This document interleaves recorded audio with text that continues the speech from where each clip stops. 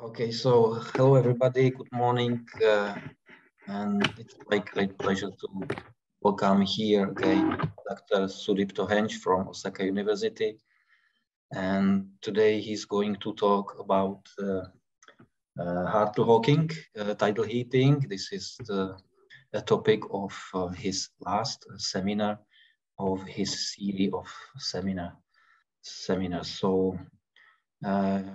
Once you are ready, Sudipta, you can start.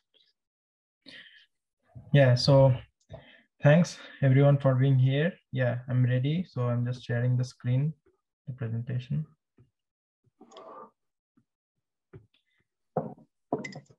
Yeah. So today I'll talk about the Hartle-Hawking tidal heating.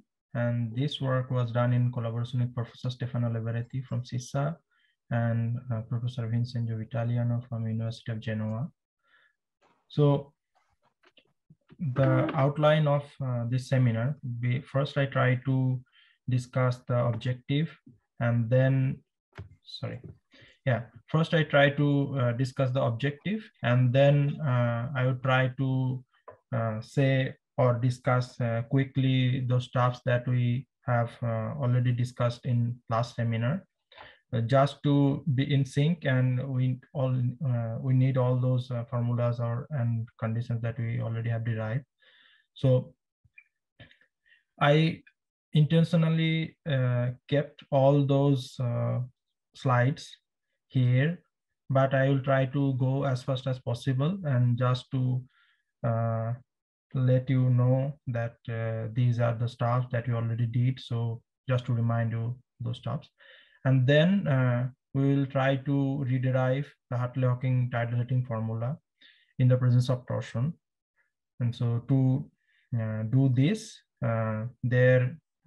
we need some optical scalar equations that we already have derived in the last seminar. So we will start from there for today's seminar, and then we will follow the steps and how to really get to the Hartle-Hawking tidal heating formula. And at last, I will talk about the outcome of this work and what can be done in future. So this could be interesting for many purposes. Like now, it is after the detection of gravitational waves, people are trying to find the signatures of different theories of gravity. So this result could be helpful in this purpose. And also there are other motivations like the calculation of Hawking radiation in the presence of torsion and other stuff that I will try to discuss at the end of this seminar. And I will now try to go very fast those earlier slides that we already discussed last time. And then we'll try to go step by step and rederive the formula. So what is the objective of this seminar in particular? So here we will see how to generalize the Hartle-Hawking tidal heating formula for a generic connection. So for a generic connection, that I mean, as we already know what it means. It means that a connection that can be written as Levi-Civita connection plus some antisymmetric part of the connection that is named as contortion, which is a combination of torsion terms. So as we already have seen that even in the presence of torsion, this hypersurface orthogonality condition is different. So we will discuss again in a minute. So we suspect that in Hartle-Hawking tidal heating formula, there could be any extra term that could arise due to the presence of torsion. And if there is any term like that, then what could be the possible explanation or interpretation of that term, and how this term could change the dynamics of the black hole, or in a more general way, how the presence of extra term really provide some information with how the change of horizon area really occurs, or whether it is increasing or decreasing, or what would be the dynamics at all. So this is the just to remind you about the Newman-Penrose tetrad. So as we already have discussed in the last seminar, that this Newman-Penrose tetrad consists of two real null vectors, L mu and N mu, and two complex conjugate null vectors, that is M mu and M mu star. So these are the conditions that it should hold, and this is normalizing conditions, and so basis vectors can be written in this fashion. So we can define some constant symmetric metric, which takes the form as it is written here. So Greek indices are for arbitrary coordinate system, and the Latin indices are for tetrad system. And this is the definition of covariant derivative in a more, if we consider a more general connection. So here C is the generic connection, or most general connections. So only condition here is the metric compatibility that is written here. And this is basically the torsion tensor, which can be written as the antisymmetric part of the generic connection. So here it is explicitly shown, or it can be really seen from the expression of torsion tensor, that it is antisymmetric in its first two indices. So this generic connection can be written as Levi-Civita connection plus some contortion term. Here contortion term is written as the combination of torsion tensor. And this is the definition of Ricci rotation coefficients, which we will use in defining optical scalars. And here K is the contortion, as we already have discussed, and these tilde quantities are calculated with respect to the generic connection, and without tilde are calculated with respect to Levi-Civita connection. So these are the definitions of optical scalars. So just to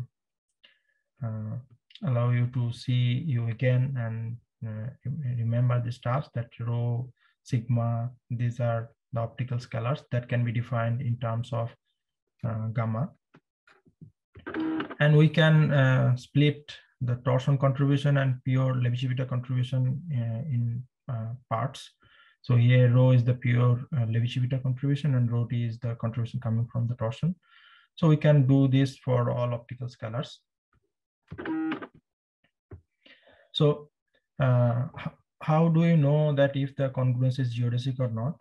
So without skipping all the derivations, the bottom line is that if L is forming a geodesic, then it has to obey this kappa equal to 0 and kappa t equal to 0. These are geodesic conditions. And if it is affinely parameterized, then on top of that, the real part of epsilon should be 0, and also real part of epsilon t should be 0. So these are the conditions for being geodesic. And if L is L is hypersurface orthogonal to some surface that is perpendicular to the direction of flow, then basically it has to follow these conditions as it is written here. And then if we follow all the steps, so basically in the absence of torsion, when it is let's say in Riemannian case, then rho should be equal to rho star. So that basically means the twist is 0. So if L has to form geodesic congruence, and also L is orthogonal to any hypersurface, then basically twist has to vanish. And if we have torsion, then it is just a check that if rho is still equal to rho star. So we can skip the calculations, and then yeah, we can go to the next slide. Then you see that rho minus rho star is proportional to torsion tensor. So in a torsionful case, rho is no longer equal to rho star. That means that twist must not have to vanish if there is torsion. So we now know that if there is torsion, then the twist may not vanish, or it has not to be vanished, or it is non-zero in this case. So this is the evolution equation for optical scalar rho, and it reads as it is written here, and these are the definitions. So we just put the congruence, we just put the condition that the congruence is geodesic. Then it simplifies to this equation, and in particular we can arrive here in the last part. And then it starts with today's objective, that how can we proceed from here to derive Hartle-Hawking formula. So the equation governing this optical scalar rho for a geodesic congruence, it reads as it is written here. Now we will assume some conditions that is necessary to perform these calculations, because this equation is really complicated as it seems. So when we assume something, I will explicitly tell you or let you know that what is assumed and how can we incorporate this assumption in this equation. Otherwise, it is a general or generic torsion case, where torsion can be anything. So I will explicitly mention when there is any assumptions or anything like that. So basically, we will calculate the rate of change of horizon area in Hartle-Hawking basis. And we will also assume that the black hole is a K black hole. So just for the simplicity. And so how do we define this Hartle-Hawking basis? So if we consider that the black hole is a K black hole, then we can find that Newman-Penrose tetrad looks like this. And then the quantities that delta, xi, the square, they are all defined here. And then how do you get the Hartle-Hawking basis? So Hartle-Hawking basis can be obtained if we do a rotation of class 3. So class 3 rotation is that it leaves the direction of L and N unchanged, and it rotates M and M star by an angle theta in M star plane. So basically we have L, N, M, and M star, the complex conjugate of M mu basically. So we leave this L and N unchanged, and M and M star, we do a rotation rotation in M star plane, and we rotate these vectors by angle theta. So then we can arrive, or we can get the Hartle-Hawking basis. So if we know some quantity or some optical scalars in Newman-Penrose tetrad, then how do we transform those in Hartle-Hawking basis? So these are the transformation rules. If we know something in standard basis or in Newman-Penrose basis, Newman-Penrose tetrad basis, then we can just apply this following transformation, and we can get in Hartle-Hawking basis. So if we know rho in Newman-Penrose tetrad basis, then we can basically apply this transformation where A is written here. These all terms are all for clear black hole. So we can easily get rho, sigma, epsilon if we just perform this transformation. So also other thing that one can calculate and see epsilon is real at the horizon in Hartle-Hawking basis for a clear black hole. And this calculation is a bit complicated, and it is done in Chandrasekhar. So if anyone is interested, you can look into Chandrasekhar for detailed calculation. So epsilon is real at the horizon of K black hole in Hartle-Hawking basis. So we can incorporate this in the optical scalar equation, because there is term complex conjugate of epsilon. So we can just write complex conjugate of epsilon is basically epsilon, because it is real. So if we just consider that epsilon equal to epsilon star in the optical scalar equation, then we can simplify the equation in this way. So if you just try to remember that here it was rho epsilon plus epsilon star, and now we can write it at 2 rho epsilon, because epsilon plus epsilon star, it becomes basically 2 epsilon. So we are here, and then this capital D is basically the rate of or ddv, where v is the time parameter, which is parameterizing the curve. So this basically measures the change along the forward direction of time, or how the time is progressing. So it is basically measuring the change with respect to the time.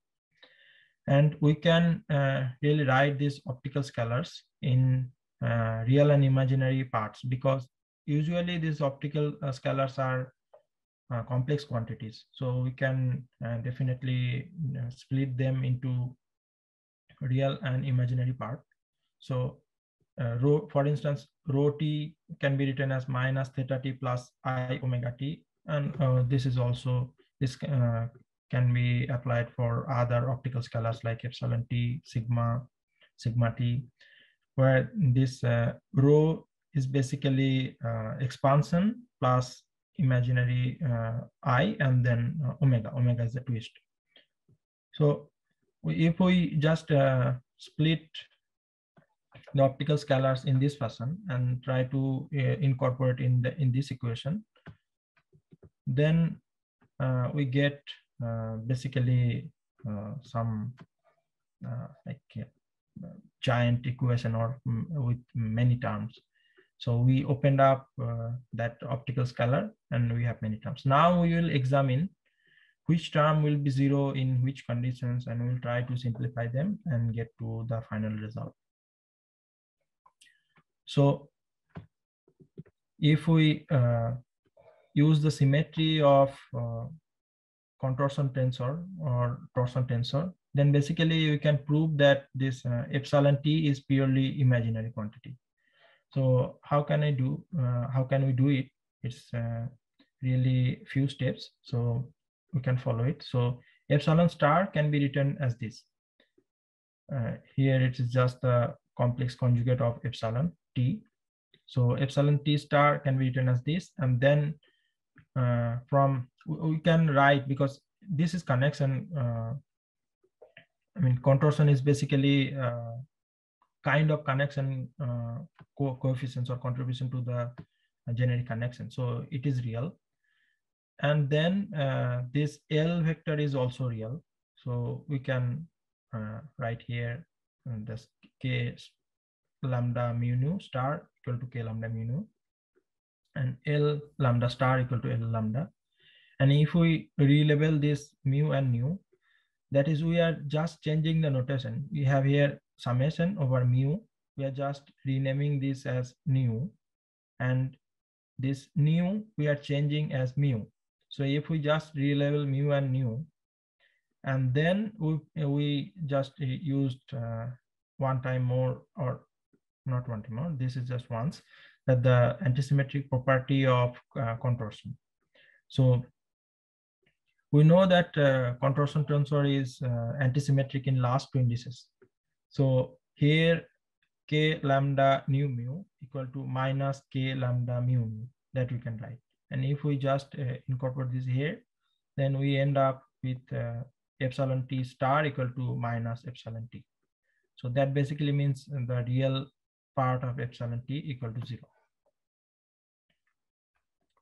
So if we just put this epsilon t equal to epsilon t r equal to 0, that means real part of epsilon t equal to 0 in the optical scalar equation, and then we can finally obtain the rate of change of rho in a Riemann-Cartan space-time.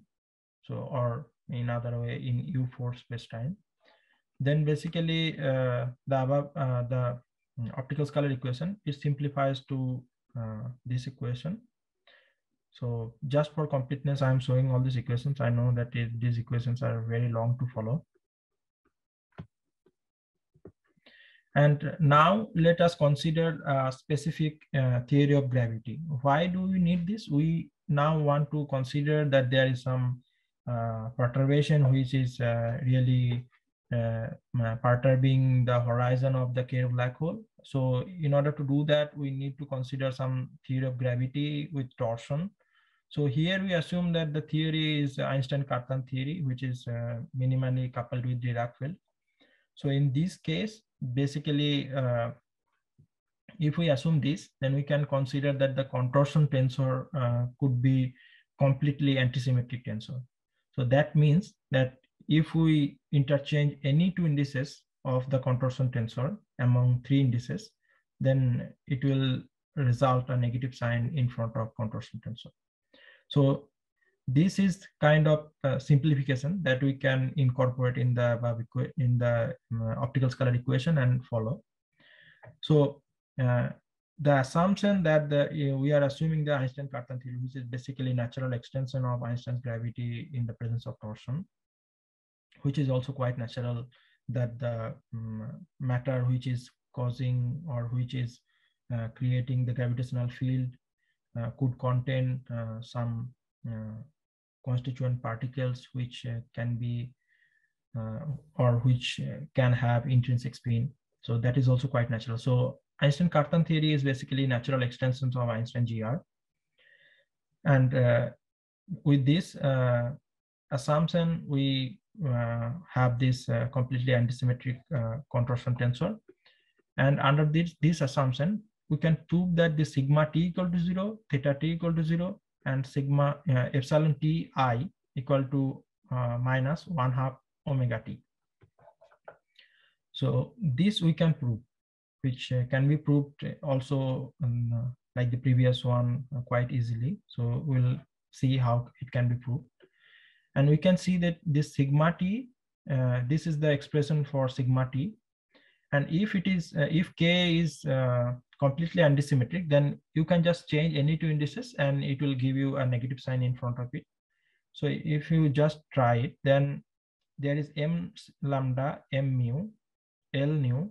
So for instance, if we just change mu and nu, then there will be negative sign. And then if we just relabel mu and lambda, like previous calculation, then basically it will be just 2 times this equal to 0. So this is basically 0. So we can easily prove that sigma t equal to 0 in this case. And also this rho t is purely imaginary. So we have here sigma t equal to, theta t equal to 0. This basically means, because rho t, as we have seen earlier, it can be written as minus theta t plus I omega t. So if it is imaginary, that means it has only twist. There is no expansion. So theta t should be 0. So again, if we start from expression of rho t and then make a complex conjugate of it, then we have this expression. And as you already know that this contortion is basically a real quantity, so we can just do it like that. And then we use the completely antisymmetric property of contortion tensor in all indices. So if we just interchange first two indices, then there will be a negative sign here. And now we relabel mu and nu. So like the previous way, then we basically relabel mu and nu, and we end up with minus 40. So basically theta t equal to 0. So rho t is purely imaginary. So it has only twist. There is no contribution that is really going to expansion from the torsion. And the other proof that we can do here is epsilon ti equal to minus 1/2 omega t. Here epsilon t can be written as this. And also we use here the antisymmetric property of contortion tensor. And if we just use this property, then basically we can change first two indices, and here it will be minus. So it is already minus, so there will be plus. And if we just change last two indices, then there will be again minus. So minus is there. And this expression is basically equal to minus 1/2 rho t. And we already have seen that rho t is basically completely imaginary. And we have also seen that epsilon t is imaginary. So basically epsilon ti equal to minus 1/2 omega t. So for instance, we can consider that the perturbation is purely gravitational one, that is phi 0 equal to 0. So although the matter is falling onto the black hole, but we are just considering that this is purely gravitational one. So there is really no matter which is accumulating or really changing the gravity at the horizon, or the gravitational strength at the horizon. So we can recast the governing equation of rho as it is, and then if we just plug this the relation with epsilon ti with omega t, so it is basically gives us this simplified equation. So what is a stationary configuration for a black hole? So we can say that if there is no expansion, no shear, and also no twist, and also there is no perturbation, or there is torsion is absent, so omega t equal to 0 and rho sigma is also 0. So that is basically stationary configuration. And we now want to perturb from the stationary configuration and see how the horizon area changes, or what is the effect of perturbation or the excitation that leads to part of the geometry, and then how the dynamics changes. So as we already have seen that this Hartle-Hawking basis, we can basically calculate the quantities by a transformation from Newman-Penrose basis. So basically at the horizon of a Kerr black hole, this epsilon equal to epsilon 0, let's name it epsilon 0, that is constant. So this is kind of helping us to solve this equation, but this is not an assumption. If we consider Kerr black hole, then it automatically gives us a constant. And this calculation, as I mentioned before, that this is really big calculations, and one can see in Chandrasekhar book. And if we assume that an influx of torsion really excites the horizon, and this perturbation, as we already have discussed, that the pure gravitational perturbation, then basically what will be the situation? So this scenario could be seen or can be experienced when a black hole is there and or surrounded by a companion compact binary or compact object. Then basically the inspiraling companion could be realistically thought as the particles that can have spin. So basically, if there is neutron star that is infalling onto the black hole, so this situation could be the ideal one for our purpose, and also this can happen. I mean, this happens in astrophysical scenario. A neutron star can infall onto a black hole, and black hole could eat the mass of neutron star. So these neutrons that are inside the neutron star, or that are the constituent matters of the neutron star, can excite the horizon of the black hole. So basically this excitation would come as a result of presence of torsion.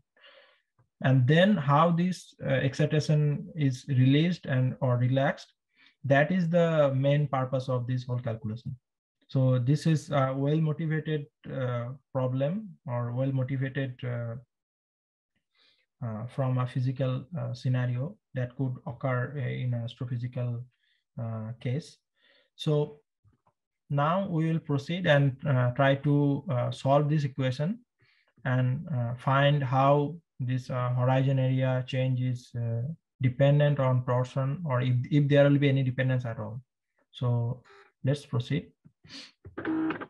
So if we apply the first order perturbation theory, then we arrive to this equation.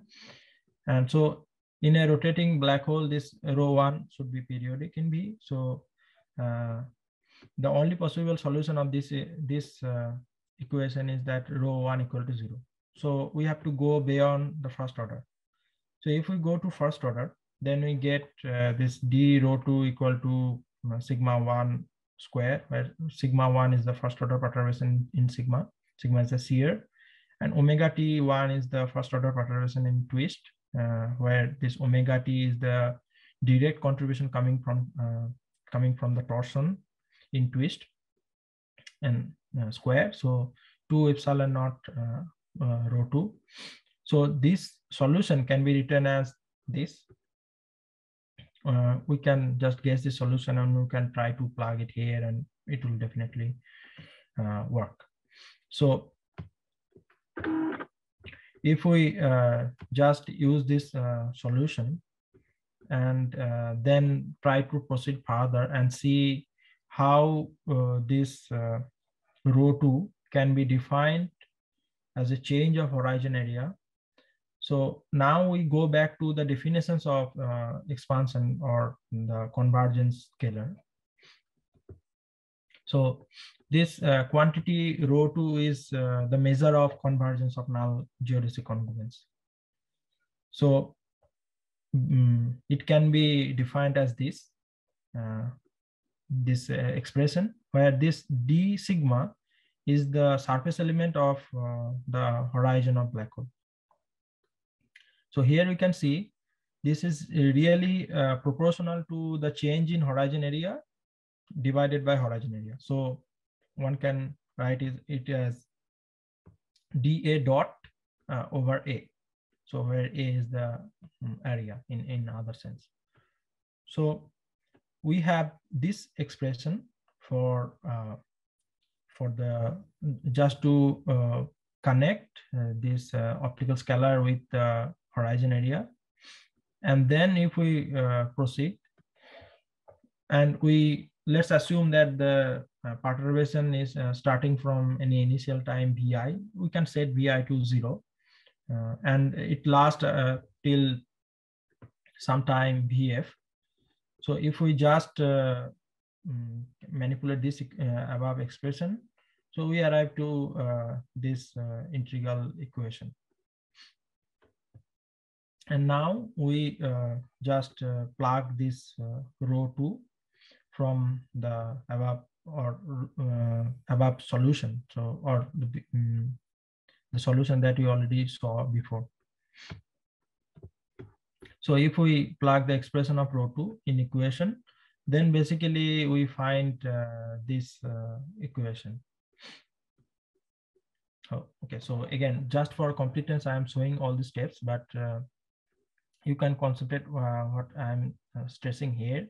So here, you see here that there's an integral that the lower limit is VF and upper limit is infinity. And here the lower limit is 0 and upper limit is VF.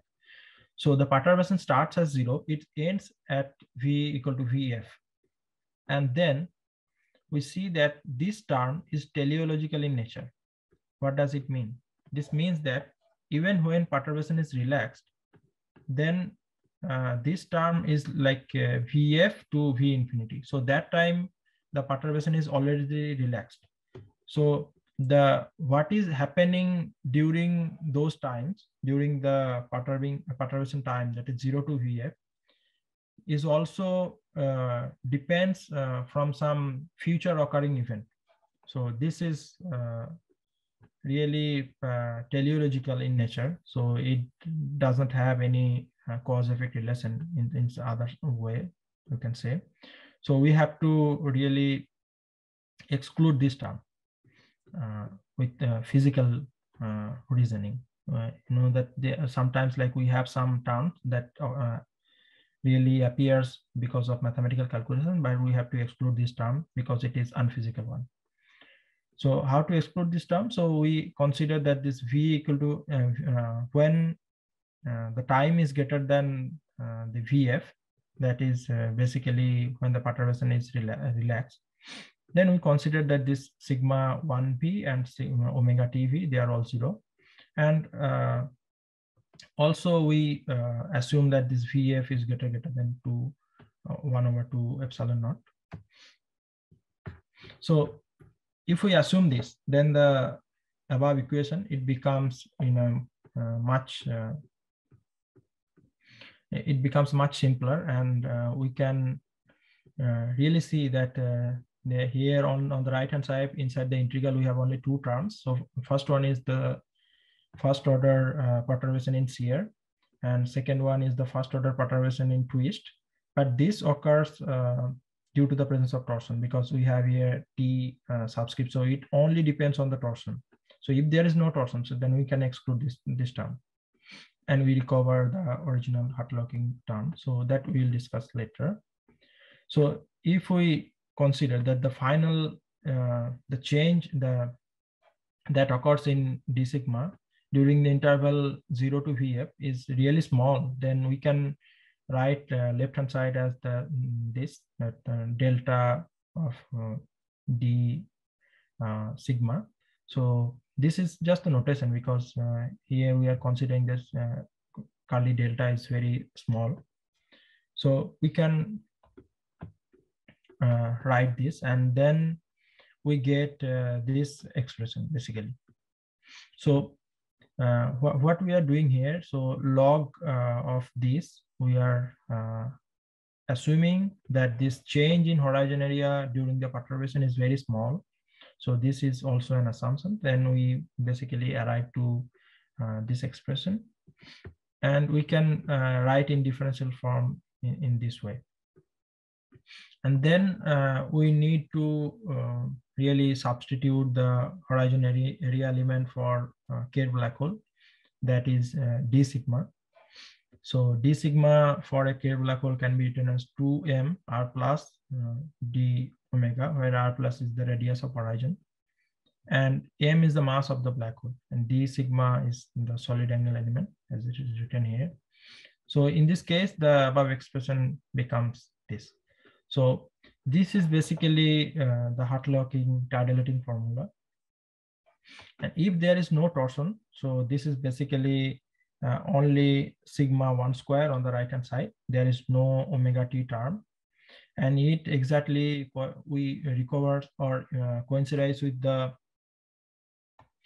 original Hartle-Hawking formula. So we can recover the original Hartle-Hawking formula from our calculation if we just put torsion is 0. So this is a sanity check for our calculation. So we can see it quite easily that we didn't do any mistake or anything like that. And this basically tells us how the change in horizon area occurs when there is a perturbation that occurs due to the influx of particles, and those particles are carrying intrinsic spin. So basically the spin that going into the black hole, that generating the torsion, and this basically causing to excite the horizon. And then this change in area is basically occurs due to relax that perturbation.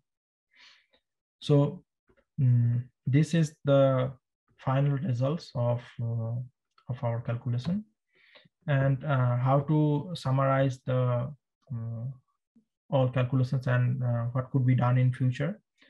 So basically, we have extended the Hartle-Hawking tidal formula to a U4 spacetime or Riemann-Cartan spacetime, or a spacetime that includes torsion for a really generic connection.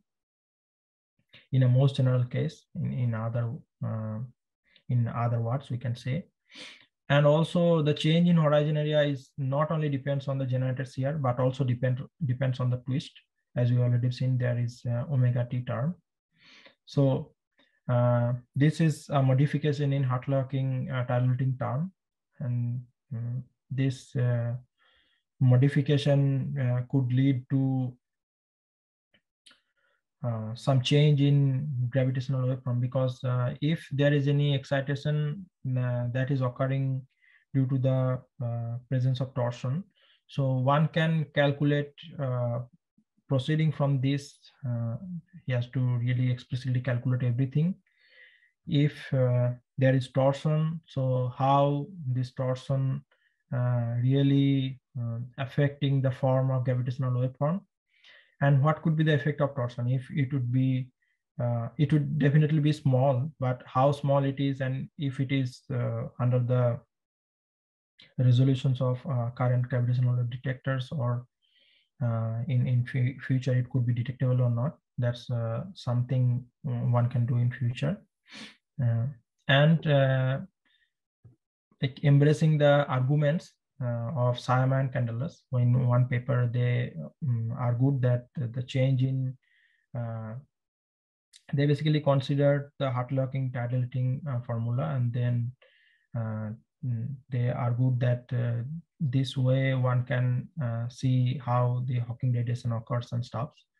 So we are conjecturing that this modification due to the presence of torsion or the extra term that appears in Hartle-Hawking term could lead to change in Hawking radiation. So this is kind of future work, or one can work in this area, but this one should really focus on quantum field theory and Carl space-time and do all the calculations. So this could be interesting, or one of the interesting aspects of these results. So these are the references that we have used. So famous Chandrasekhar book and the paper by Hartle and Hawking. This is the pioneering paper in this field, and the paper on this Newman-Penrose-like formalism in the presence of torsion, and the one that we have worked, and we are this is under review currently in a journal. Okay, so thanks for your attention.